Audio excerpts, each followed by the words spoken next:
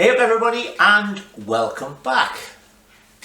Well, yet again this is a second take of this because I started to record it and you see the frame behind me here because I dismantled everything, and I looked and I suddenly saw a gap between this piece here and the plate, and I thought, oh my god, what's happened there? I didn't actually say oh my god, I said something else, so I jumped up and turned you off. But of course, that's where the engine plate goes. There should be a 1/4 inch gap as well on both sides. Alright, so I'm heading out another day or so to meet my daughter, so I thought I'd squeeze a little bit in. So what we're going to do is, I'm not exactly sure what we will get done. We're certainly going to bronze this up. I'm going to do the alloy engine plates at the front. They just keep annoying me, and funnily enough I was rummaging around getting stuff ready, and in one of the boxes I'd marked Royal Enfield Bullet, I found, as I normally do keep, the original cardboard templates, and the template I had for the front was a slightly different shape. As I say, the bolt holes are in the same place, but it curved around the engine a bit more and actually it didn't stick out the front. So because it's only a little bit on sort of the inside of a curve, I'm going to build it up with weld and reshape it rather than cut out and drill two completely new plates. So we'll do those two jobs and anything else I can think of. So this came out quite well. Interestingly enough, the length of this piece here, which says 2.5 inches, I measured it on my Enfield and it's the same.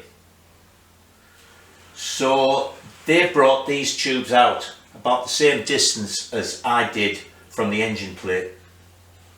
This is 1 inch, well 7/8 I think I made it. Why, I honestly don't know now. On the original Enfield it's 1.5 inches, so I could have had that 1/2 inch out more, but don't think it's any problem. So what I'm going to do is finish all these little underneath pieces of bronze back here, and then when all that's done, so I'm sure that's all rigid, that's when I'm going to weld this, and I'll try and weld that and straight away weld the back, because I don't know how other people manage, but I don't know, no matter how I sort of try and get round it, I'll get everything set up, tack, then when I've welded it moves. As I mentioned in last week's video, I think it's generally only, you know, like 0.1 or 0.2 of a degree. And I was talking to George about it, and I saw there's a lorry coming. I'll let it go past.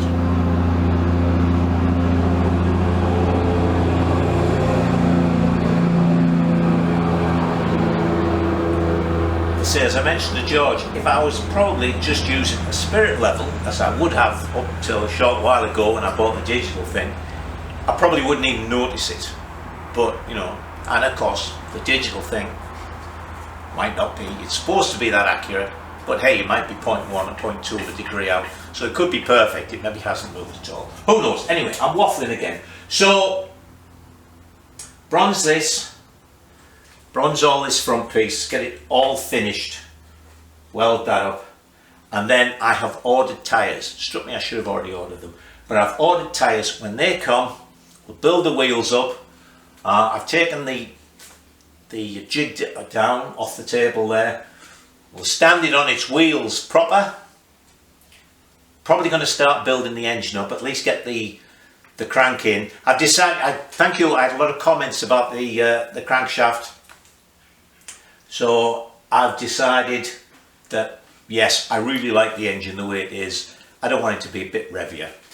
So I'm just going to redo the original crank, so you'll see them. But once I've got those done, I can put the engine in as well, and then we can do things like chain line and make brackets for footrests and all the rest of it. So let me set to bronze this up and then I'll bring you back. Right, so while we're waiting for tyres and things like that to come, so we can move to the next stage, I'm going to deal with this. Right, now as you know, we're moving the engine over a little bit. The best I could get was if we put the sprocket on the back of here chain lines right. Now normally what I do there is I get in touch with sprocket specialists and they make me up a mounting plate and all sorts of things. But I suddenly thought to myself, because this sprocket is like this, you see the other sprocket that I took off was that one. That came off the wheel that went in the B50. And you notice all the holes in it. This one doesn't have holes, it has arms.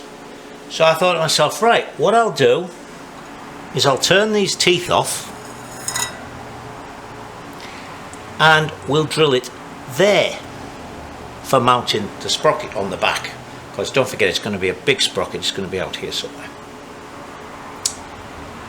So then I thought, okay, that's fine. Now, one of the problems, hang on, let me take these Allens out. With the sprocket off, you can see there's the register for it. But you see, this isn't round, which makes making the piece for the back awkward. So, what I thought I would do is, I've got some 1/8 inch alloy. What we're going to do is we're going to put a piece of that on the back of here. Clearing that just in there, and that is going to be the register for the sprocket here. The register's more to sort of center it and just hold it. I mean, it's structural, but the 6 bolts are what holds the sprocket on, right? The sort of shear force on 6, what are they here, 5/16 bolts, well, they'll be 8mm. That shear force is huge, so it's not going to break loose. So what we're going to do is, as I say, we're going to put this in the lathe, hold it in the middle, turn that off. Then I'm going to cut a piece of alloy and turn its centre exactly the same size as this. Right? Then we'll measure how far out that is. And what I'm going to do is, as I say, hang on, I'm getting ahead of myself here. Early morning again. You may have noticed I'm not good first thing in the morning. So we'll make a piece that fits on the back of this. Then what we're going to do is we're going to weld it in the corners. Then we'll take it off and we'll put it in the lathe with that piece facing out this way, and we'll turn, we can actually see the mark, I can measure that. We'll turn the inside out here. So what we're going to end up with is a ring going round there. And that, let's say, it doesn't need to be much. That will register the outer sprocket, which is going to be drilled through there. So, should work. I don't see why not. So let's get started. We'll turn the teeth off this first. Step 1, no teeth. So this is going to be our mounting plate for the sprocket. And the inner diameter of this, see these, I can't go directly across holes. The inner diameter for this is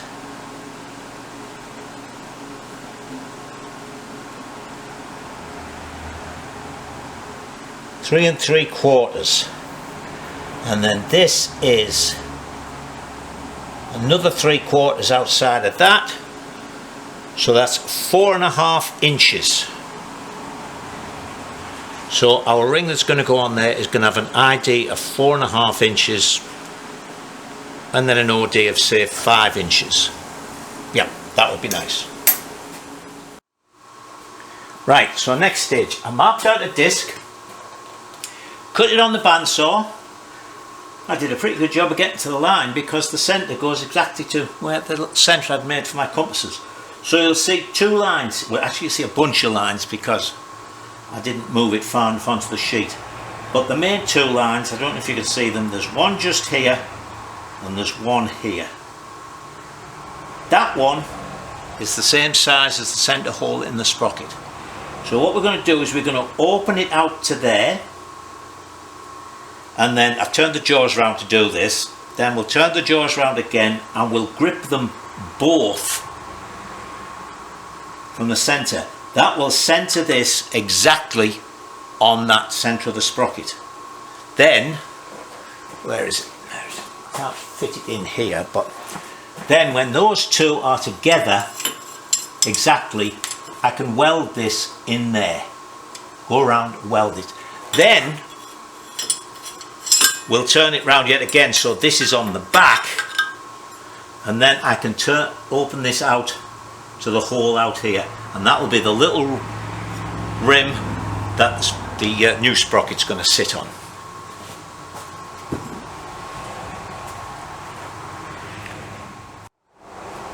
Okay, just watch the last few pieces of video and you're all shouting and screaming about my atrocious maths again. Because when I was measuring the sprocket, I said this was 3 3/4 diameter and it wanted to go, and this was a 1/4 inch, 3/4 inch, so that was 4.5 inches radius. Well, it's not, is it? It's 3/4 of an inch on either side. I went from diameters to radius. So don't worry, these marks are, the very inner one is 3 3/4. The next one is 3 3/4 plus 1.5. So it's actually 5 1/4. And the outside one is 5 1/2. So don't worry, everything came right in the end. Another stage completed. There's our disc. Spot on there. So that means that is exactly the same as that. Right? So now we put this, we're using the lathe simply to hold these two exactly right, so that on this side I can weld it in. Right? Then when they're welded in, I know I'm repeating myself here, but it keeps me straight. When it's welded in, then we'll put it in the lathe this way and we'll turn it out to there. So it's actually only going to be welded right here. Okay, so actually I better get this anodizing off here. Now we come to the penultimate stage, which isn't going to be quite the penultimate stage. So that's on there. Both of them, you see, are solid, so I know they're exactly concentric. My welding's pretty good, but to be honest, it's only a small area here I've got to weld in, and I tend to overdo things a little bit. So what I'm going to do, I think, is I'm going to weld it on the back side, which will be a bit easier. But to hold it in place, and plus I can do that on flat on the welding table, I'm going to drill I'm going to drill 3 small holes and put 3 little pins in, and that will hold everything together. And I can take it off, turn it round, turn this, it's going to be this inner part out to this ring, and that will clear the hub. So let me mark this. I'll just hold the pen against it while it turns. Then I'll drill it and we'll put some pins in. Alright.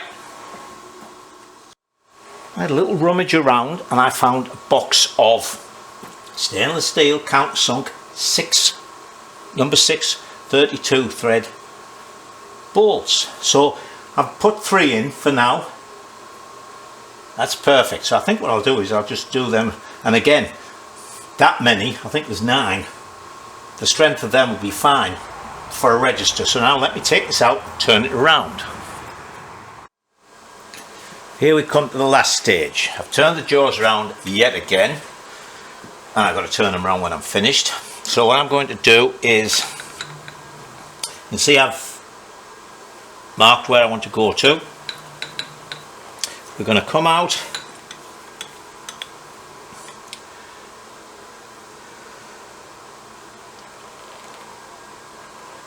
touch there. Oh, of course you can't see for them. Hang on. At least I spotted that before I did the job. Alright, so I've touched off here, and then what I'll do is I'll set the stop on the ways there so the carriage can't go any further than that, and then I'll just take that out from the centre going outwards. Alright, so let me do that. Right, so we're all finished. There it is on there. I'll probably put some more of these in. Actually, I was wondering if it would be better to put them in from this side, and then they've got a 1/4 inch to screw into instead of an 1/8 inch. But just in case any of you are worried that some little screws and a thin thing like this isn't strong enough to be the register for a big sprocket, don't forget this inner part is touching on 6 points there. So when that goes on there like that, let me get the bolt holes lined up. That, you see, is still nice and firm on that for where the original sprocket was mounted. And now when the sprocket goes on the back, this will be up against this, which is up against 6 points there, as well as being screwed. So I think that will be more than robust enough. And what I'm thinking of is there's actually 9 points here, so I think I'll get 1/4 inch, and that way I'm not making too big a hole here. So I'll measure, find out what that circle is. The inner here is, this part is 5.8. I didn't want to come out any more. I obviously couldn't make it any wider in here. I didn't want to come out any more because I didn't want to impinge on where these holes are. I didn't want them too far out. So I wanted them to sort of be right there in the middle of that sort of web. So I think 9 1/4 inch bolts will be more than sufficient, rather than doing, say, 6 5/16 ones and having bigger holes there. Alright, so that's all done. Let's find something else to do.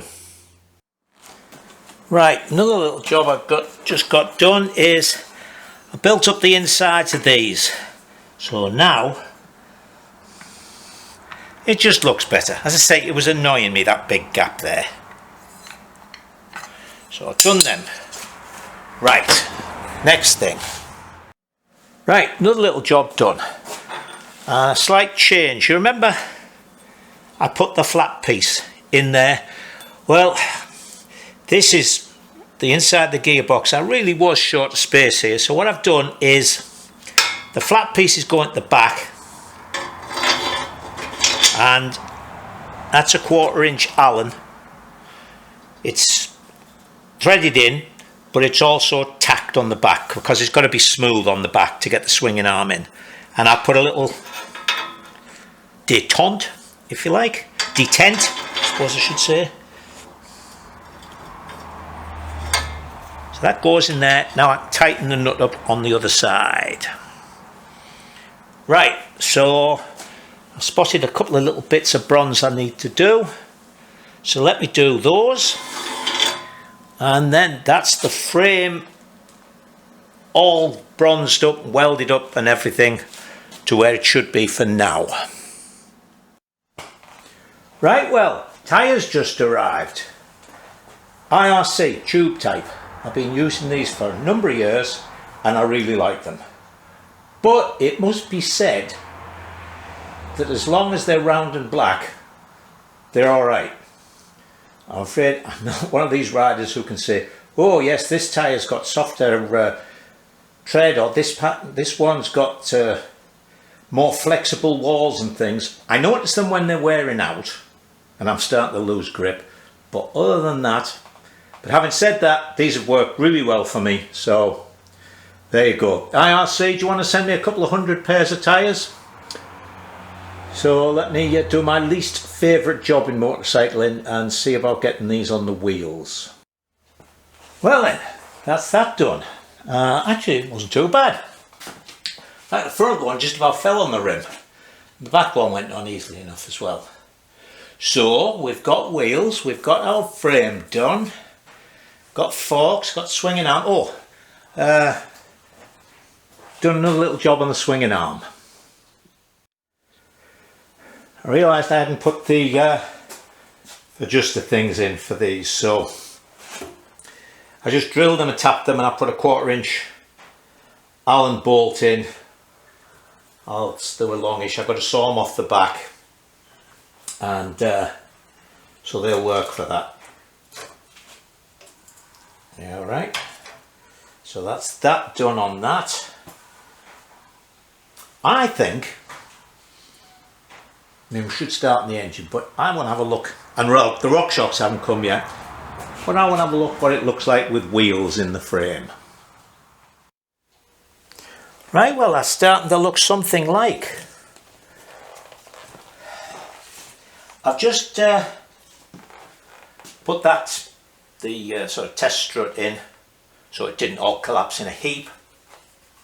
And we've got about 10 and a bit inches of ground clearance. Totally unweighted, of course. Excuse me.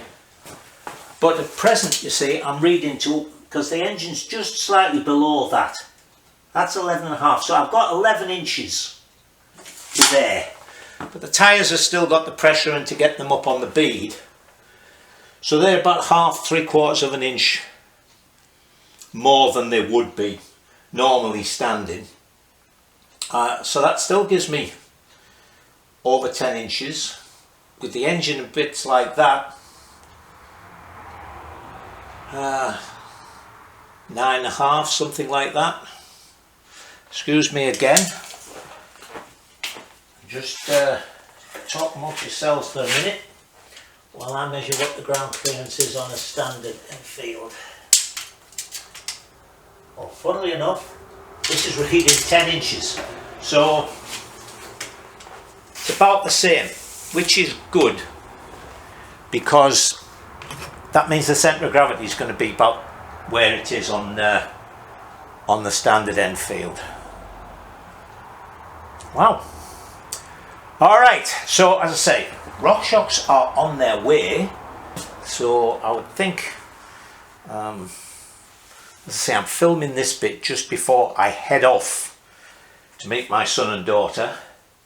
So in a week's time, when we get back, I should think they'll be here, and then we'll build the bottom half of the engine anyway, get that in. So that's it for what I can do now, but there will be more to come when you get to see this. Right, well, I'm back from my holiday. It was Friday to Friday. Very good. Weather was beautiful. It was nice to see my daughter and my son and everything, so we had a good time. When I got back, there was 3 boxes waiting for me. One is a bit of a mystery at the moment. I'm just making some phone calls to try and sort out what it's about. This is Hitchcock's. This is RockShox. So I'm not going to make you wait while I open them. So let me get them opened and we'll see what's what. Right, well, here's what we've got. One very nice pair of RockShox. Oh, they're slightly different now. One decompressor lever. One complete set of cylinder head, rocker box, cover type nuts. One complete decompressor. And one very nice cylinder head. No broken fins. Very slight dent in that one. I won't even bother touching that. It's got all its studs in, which is a bit annoying because the other one didn't have these 1/4 inch studs, so I bought new ones. But hey, 1/4 inch BSC studs will come in handy for something.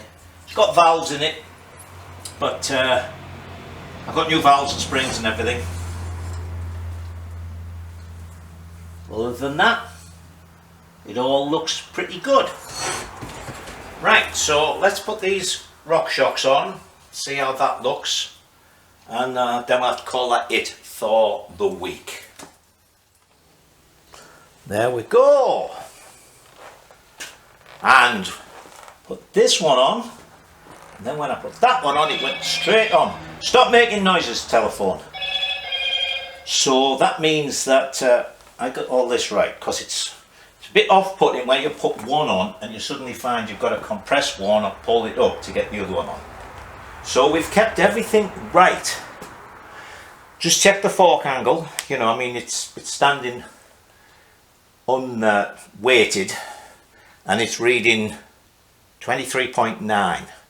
So we're about right, because you may remember, I don't know, these I must have made, unless these are always a specified 14-inch. Oh God. I think these I did in millimetres, because I was buying beat. Stop it!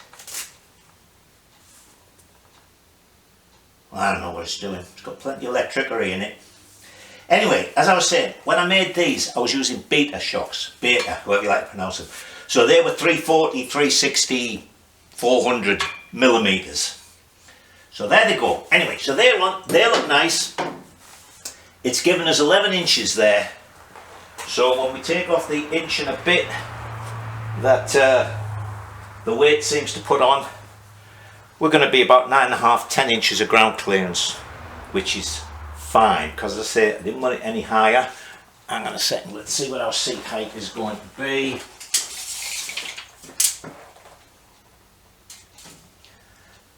"28 inches. Perfect. So everything's looking good, and as I say, where the seat goes just above the footrests, I'm still here, on the standard Enfield frame, it's 11 inches wide. Our footrests are going to be about here. It's 6. In fact, even back here, it's only 8.5, because of the way we've mounted these suspension units outboard instead of underneath here, so this doesn't have to come over to the top of the unit. That is annoying me. So anyway, that's all looking pretty good. I'll show you one other thing before I let you go. So there's 2 jobs I'm going to do. This is why actually I haven't started, I can't start the engine. I wire brushed these and got a lot of stuff off because I can't get down inside. So what I'm going to do is I'm going to give them a long soak in, you can't see this, there you can, Evaporust, which actually does work really well, and it's non-toxic. So as you can see, I can fill this up and then turn it round, turn it round, turn it round. Probably going to be messy when I'm trying to turn it round, but can't be helped. So that will get the inside and everything get all rust free. The other thing I was thinking is I've got to, I had to get some 5/16 studs for the actual engine cases. But rather than get the proper studs, I thought what I'd do is make some. So what I've bought, these are grade 8. This cleans off actually. See, these are UNF at this end. So I got them various lengths, I cut them off, and I'll thread this end BSC. So that'll go in, and then I don't have to worry about having BSC nuts for the end. Ordinary 5/16 UNF will fit. Okay. So I got that, got all sorts of different lengths, so I'm all ready to go. Okay, so that's it for this week. Next week we will put the crank in to the cases, put the barrel, oh pardon me, put the barrel on, stuff like that, put that in the frame, and then we can work out where we're going to put footrests and various things like that, so we can get the frame completely finished. Alright, so until next week, stay safe and enjoy yourselves.